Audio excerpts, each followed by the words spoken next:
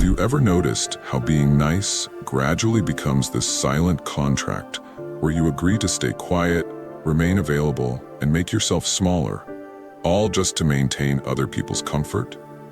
People begin assuming your kindness has no limits, that you'll continue tolerating their disrespect simply because you're known as the understanding one. But here's what I want you to consider. The instant you stop overextending yourself is the exact moment when people reveal their true nature. It's remarkably similar to feeding a stray dog every single day. The animal never barks, never shows aggression. It just appears, eats its meal quietly, and then leaves. But on the day you stop putting out food, it completely disappears. No barking at your door, no scratching to get in, just complete silence. That's when you have the painful realization what you mistook for loyalty was actually just convenience. This is precisely what occurs when you stop being excessively nice to the wrong people. You're not actually losing a meaningful connection. You're simply breaking a habitual pattern they had come to expect from you. And when you begin pulling back, they don't express gratitude. Instead, they say things like, "You've changed." They don't inquire if you're doing okay. They demand to know why you're being distant. That specific reaction, that's their authentic self showing through. Because while they absolutely appreciated your kindness, they never truly respected your personal boundaries. Now you're faced with a critical choice. Continue exhausting yourself to please people who don't genuinely care about you, or start actively protecting your inner peace. Because the uncomfortable truth is that some individuals only value your silence, not your actual soul. So what genuinely happens when you stop being nice to the wrong people? Stay with me until the end, because that final point isn't just about changing your perspective. It's a fundamental reality check that could transform how you approach relationships. Let's begin with the first major shift you'll experience. Number 1, they reveal their authentic selves. Let's examine what truly occurs when you stop being overly accommodating to people, particularly those who have grown accustomed to taking your kindness for granted. You know exactly the type I'm describing. They're quick to sing your praises when you're constantly available, perpetually agreeable, always ready with a yes. But the second you establish a boundary, when you say no or prioritize your own well-being, their entire demeanor changes. The charm disappears, the compliments dry up, and the real person underneath finally emerges. Here's the hard truth you need to hear. The moment you start setting healthy boundaries is when people's masks begin to slip. Those who used to smile warmly in your presence might suddenly start guilt-tripping you, criticizing your choices, or acting as though you've committed some terrible offense simply because you dared to put yourself first. They're not actually upset about you changing. They're distressed because they can no longer exploit your silence, your time, or your compliance for their benefit. And that reaction of theirs? That's the most authentic thing they've ever shown you. This is where ancient Stoic wisdom becomes incredibly relevant. Epictetus wisely observed that if speaking your truth makes someone angry, they never truly valued your truth to begin with. In other words, if someone only feels comfortable with the version of you that constantly sacrifices for their benefit, they never genuinely respected you in the first place. Their loyalty was never to you as a person, only to what you could provide for them. When you stop giving, they stop pretending. Let me share a revealing story about someone I know. We'll call her Rachel. In her social circle, Rachel was always known as the nice one. She was constantly lending help, always saying yes, even when it cost her sleep, money, or mental peace. But eventually Rachel reached her breaking point. She began saying no, stopped over-explaining her decisions, and politely declined last-minute favors that always seemed to benefit others while leaving her drained. What happened next was telling. Some people actually respected her more for this, but others, their attitudes turned ice cold. One friend actually accused her of changing, as if establishing basic boundaries was some kind of betrayal. Another simply stopped speaking to her altogether. Initially, Rachel felt guilty, but then she had a powerful realization. Those people weren't her real friends. They were only there for the version of Rachel who never pushed back, who never stood up for herself. So how should you handle people who reveal their true colors when you stop being overly nice? First, Don't ignore or minimize the shift in their behavior. Their reaction to your boundaries clearly shows their original intentions. Second, stand firm in your decisions. Just because they're uncomfortable doesn't mean you're wrong. You have every right to grow and change. Finally, be grateful for the clarity they've given you. When people show you who they really are, believe them the first time. The fundamental truth is this: being a kind person should never require you to be a doormat. The wrong people in your life will perceive your boundaries as threats, while the right people will recognize them as healthy self-respect. Either way, when you stop being excessively nice to the wrong people, you're not actually losing anything valuable. You're simply stopping the charade of living a lie. And that raw honesty with yourself, that's where authentic peace begins. Number 2, they lose their control over you. Now let's discuss another profound change that occurs when you stop being overly accommodating to people who thrive on your people-pleasing tendencies. When you're constantly agreeable, endlessly accommodating, and always putting others before yourself, you're unknowingly surrendering something incredibly valuable: your personal power. You allow their moods to dictate your emotional responses, their expectations to shape your life choices, and their opinions to influence your self-worth. But the moment you stop catering to their ego, something extraordinary happens. They lose their grip on you. Here's the crucial insight: your niceness wasn't just kindness. It was essentially granting them permission. Permission to occupy space in your life without respecting boundaries, to drain your energy without consequences, and to manipulate your silence into serving their advantage. But the instant you stop over-explaining, cease the excessive apologizing, and quit seeking their approval, that's when they begin to feel powerless, because they suddenly realize they can no longer steer your emotions or decisions like they once could. And for people who derive satisfaction from controlling others, that realization is absolutely terrifying. This is where the wisdom of Marcus Aurelius cuts through all the noise. You become powerful the moment you stop seeking external approval. Why is this so true? Because needing constant validation makes you psychologically dependent on others. But when you stop looking outward for permission and start turning inward for guidance, when your choices are driven by your core principles rather than people-pleasing, you regain something priceless: genuine freedom. Not the kind of freedom anyone can grant you, but the kind no manipulative or self-serving person can ever take away from you. Let me tell you about someone I know. We'll call him Jason. For years, Jason played the role of the nice guy in every area of his life. He was always agreeable, constantly putting everyone else's needs first. He'd bend over backwards for coworkers, even when it meant staying late with no recognition. Go along with family demands, even when it meant canceling his own plans, all because he didn't want to upset anyone. He told himself he wanted peace, but over time he realized it wasn't peace at all. It was submission. And people had started to expect his compliance as if it were his obligation. Then one day something shifted in Jason. He started saying no, calmly, firmly, without lengthy justifications. And how did people react? They didn't take it well at all. A colleague snapped, "Wow, you're different now." A family member tried to guilt trip him. "You're not as generous as you used to be." But here's the important part. Jason didn't back down. And gradually, something remarkable happened. He began feeling lighter. The constant pressure lifted. He came to understand that those people were never actually in control. He had been voluntarily handing them his power all along. So how should you handle it when people start losing their grip on you? The approach is simple, though not always easy. First, don't feel compelled to explain or justify your newfound strength. Simply own it. Second, stop obsessing over their discomfort. Let them sit with those feelings, because managing their emotions isn't your responsibility. Most importantly, celebrate every small victory in your growth. Each time you choose yourself without apology, you're reclaiming another piece of your autonomy. At the end of the day, when you stop being overly nice to the wrong people, they lose access to the version of you that kept them comfortable, and you gain access to the version of you that's finally, truly free. Number 3. Your mental clarity makes a powerful comeback. Let's discuss one of the most underappreciated yet transformative benefits that comes with stopping your habit of being excessively nice to the wrong people. Something that doesn't get nearly enough attention. The remarkable return of your mental clarity.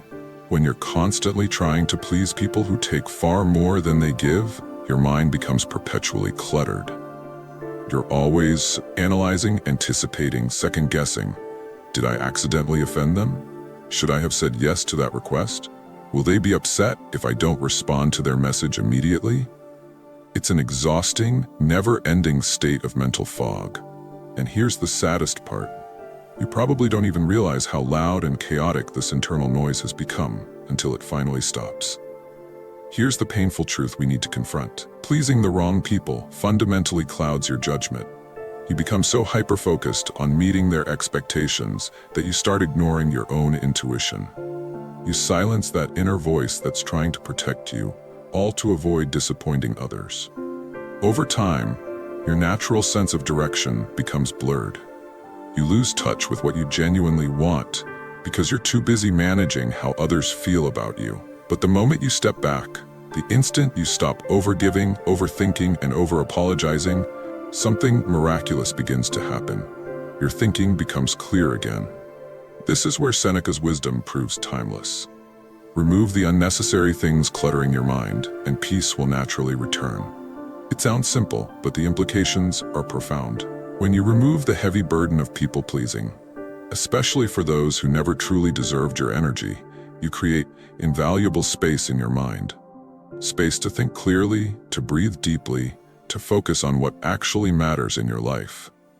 True mental clarity doesn't come from perfectly meeting everyone else's expectations. It emerges when you align your actions with your authentic values and protect your peace from those who don't respect it. Let me share an illuminating story about someone I know. We'll call her Emily. In her social circles, Emily was always the go-to person for everyone's needs. Need a favor? Call Emily. Need emotional support at 2 a.m.? Emily would listen. But over time, she realized something crucial. She wasn't being open-hearted. She was burning out, becoming increasingly distracted and anxious. She'd lie awake at night replaying conversations, worrying if she'd upset someone by being honest. Her mind was never quiet, never at rest. Then one day, Emily made a pivotal decision. She stopped. Not in a cold or cruel way, she simply became more clear. She established boundaries, stopped over-explaining her choices, and gave herself permission not to answer every call immediately.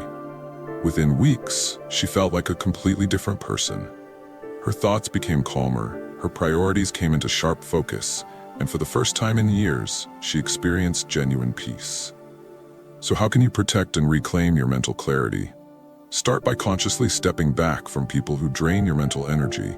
You don't owe constant access to those who misuse it. Next, practice the power of silence. Not every opinion deserves your response. Not every expectation deserves your reaction. Most importantly, reconnect with your own mind. Regularly ask yourself, what do I truly need right now? Then have the courage to honor that answer. When you finally stop being overly nice to the wrong people, you reclaim your inner stillness, that precious clarity that had been buried under layers of guilt, fear, and noise. And in that newfound stillness, you can finally hear yourself think again. Number 4, you develop genuine self-respect. Let's explore one of the most profound transformations that occurs when you stop being excessively nice to the wrong people. Something much deeper than simply setting boundaries or cutting off toxic relationships. What really happens is this. You begin developing authentic self-respect. When you're constantly engaged in people-pleasing, you're not just putting others first, you're systematically putting yourself last. You lower your voice so others can speak louder. You minimize your needs so theirs appear more important. You say yes when every fiber of your being wants to say no, all in the name of maintaining superficial harmony. But here's what you're actually doing. You're slowly, steadily abandoning yourself. And each time you do this, your self-worth takes another silent hit. Here's the life-changing truth. Choosing your peace over people-pleasing builds genuine self-respect. Because true peace isn't just about avoiding conflict, it's about protecting your inner world from those who would disrupt it. When you stop automatically saying yes to things that conflict with your values, something remarkable happens. You begin seeing yourself differently. You stop questioning your worth and start honoring your natural limits. You come to understand that your time, energy, and emotional well-being aren't negotiable commodities. You start carrying yourself like someone who matters, and that fundamental shift changes everything in your life. This is where Epictetus's wisdom proves invaluable. Respect yourself enough to walk away from anything that no longer serves your growth. This includes people who only take from you, conversations that emotionally exhaust you, and relationship dynamics that make you feel diminished. True self-respect means refusing to abandon yourself for the temporary comfort of others. It's not about arrogance, it's about alignment. It's recognizing this fundamental truth. The more you respect yourself, the less tolerance you'll have for people who don't. Let me tell you about someone who learned this lesson. We'll call him Ethan. For years, Ethan was known as the dependable one in all his relationships, the fixer who always said, "No worries, I've got this," even when it cost him sleep, peace of mind, or his own priorities. But eventually, Ethan reached a turning point. He started evaluating which people actually reciprocated his energy. The realization was painful, very few did. So he began making changes, politely saying no, stopping his habit of over-explaining, and yes, some people reacted negatively. Some called him selfish. Others stopped engaging with him altogether. At first, Ethan felt guilty, but then something inside him shifted. He noticed himself standing taller, thinking more clearly, feeling more grounded than ever before. Why? Because for the first time, he was truly showing up for himself.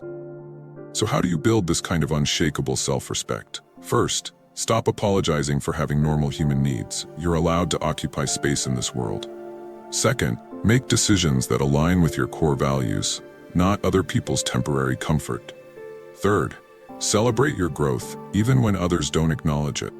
Your evolution isn't dependent on their approval. When you finally stop being nice to the wrong people, you don't just gain peace, you gain a deeper, more authentic relationship with yourself. You stop shrinking to fit others' expectations. You stop settling for less than you deserve, and you start standing in your truth, and in that sacred space, genuine self-respect takes root and flourishes, becoming strong, quiet, and ultimately unshakable. Number 5, they attempt to manipulate you back into compliance. Now let's examine what frequently happens when you stop being overly nice to the wrong people, particularly those who quietly benefited from your compliance. When you begin pulling away, establishing boundaries, or stop bending over backward to accommodate them, they rarely just accept it and move on peacefully. No, manipulators follow a predictable pattern. They try various tactics to manipulate you back into your previous role. They might employ guilt trips, saying things like, "You've changed," or "I guess you don't care about me like you used to." Suddenly, they position themselves as the victim, acting as though your completely reasonable boundary was some kind of personal attack. Other times, they might temporarily pretend to change, becoming unusually warm, considerate, even apologetic out of nowhere. They'll say things like, "I've been doing some serious thinking," or "I really want things to go back to how they were before." But if you look closely with clear eyes, you'll notice nothing has actually changed at their core. Their behavior patterns remain identical. This isn't genuine growth, it's pure strategy. They're not actually sorry for taking advantage of your kindness. They're only sorry they lost access to it. Here's the crucial insight. When you create healthy distance in relationships, you expose people's true motives. Individuals who genuinely care about you will respect your need for space. But people who are using your kindness as a tool, they'll panic. They'll employ whatever tactics they can to pull you back into their orbit, not because they truly value you, but because they miss the control they had over you. Your boundaries threaten the comfortable role they'd assigned you in their life, and instead of taking responsibility for their actions, they'll try to shift the blame, making you question your completely reasonable decisions. This is where Marcus Aurelius's wisdom cuts through the deception. The closer one moves to living their truth, the more forcefully falsehood will resist. Consider that deeply. The moment you start living more authentically, when you say no without guilt, when you stop over-explaining, when you honor your peace, those who benefited from your silence will push back most aggressively. Not because you're wrong, but because your clarity disrupts their control over you. Let me share an illustrative story about someone I know. We'll call her Rachel. For years, Rachel maintained a friendship with someone who constantly leaned on her emotionally, took advantage of her time, and consistently disappeared whenever Rachel needed support. But Rachel never spoke up. She didn't want to create tension. Until one day, she did. She began pulling back, gently but firmly.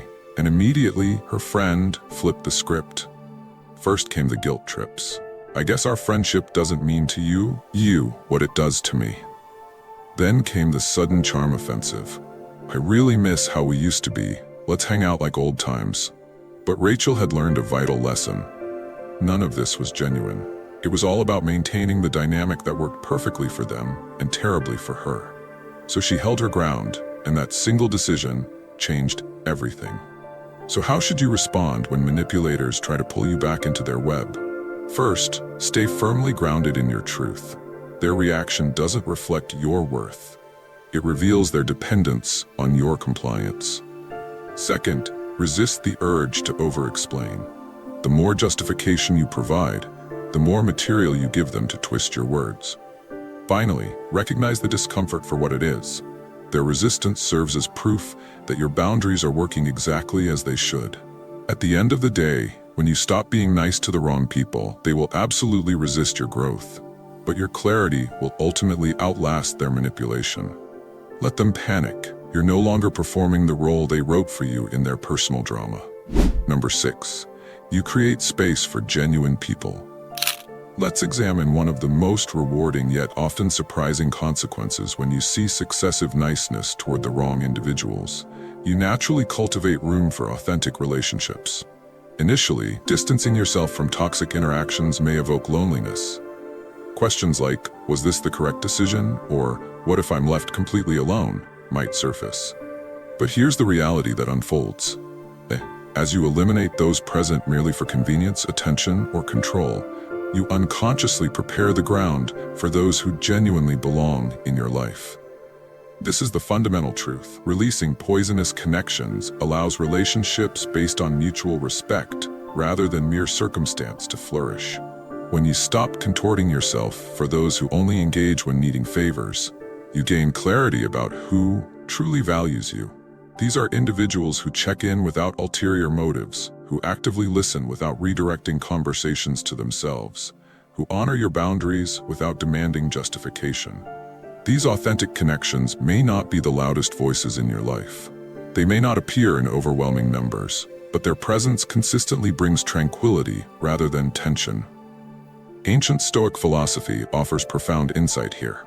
Seneca wisely advised, surround yourself with those who elevate you. This means consciously selecting relationships that enhance your character rather than deplete your spirit. Connections that foster growth rather than diminishment, where people walk alongside you as equals rather than positioning themselves above or behind you. As you release those who never truly appreciated your essence, you organically attract those who do.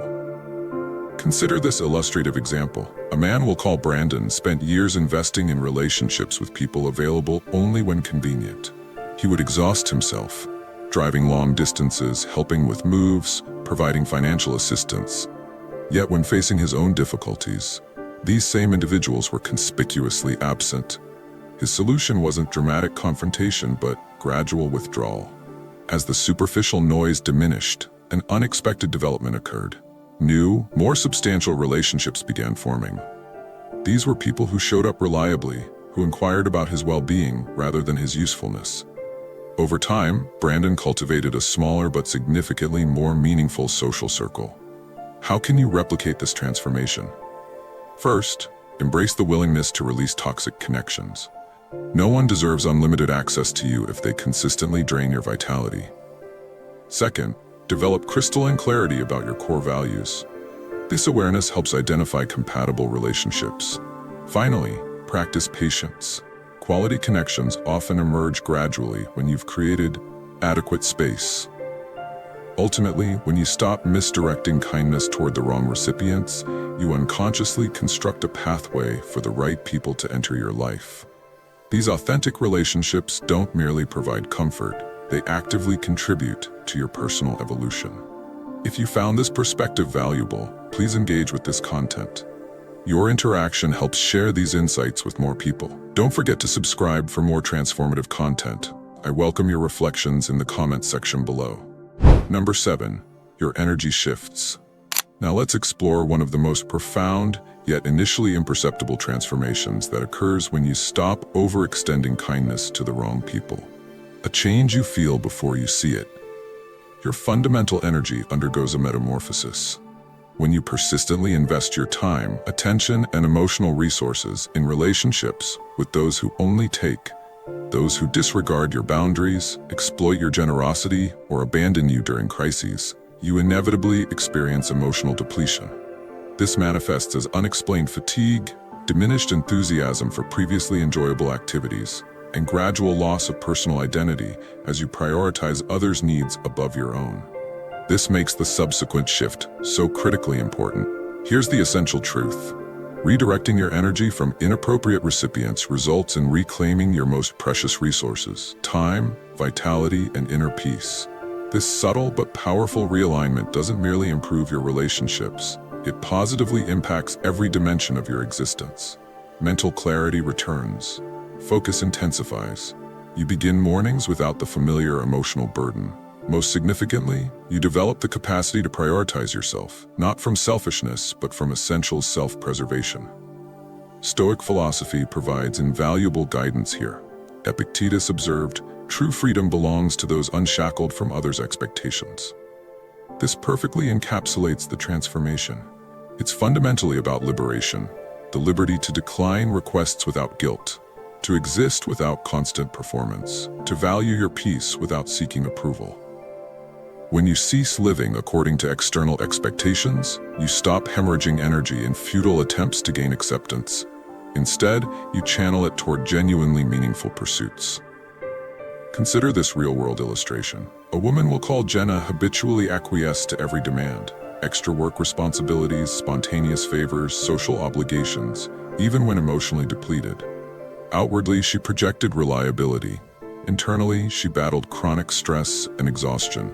Her transformation began with a simple but radical act: pausing.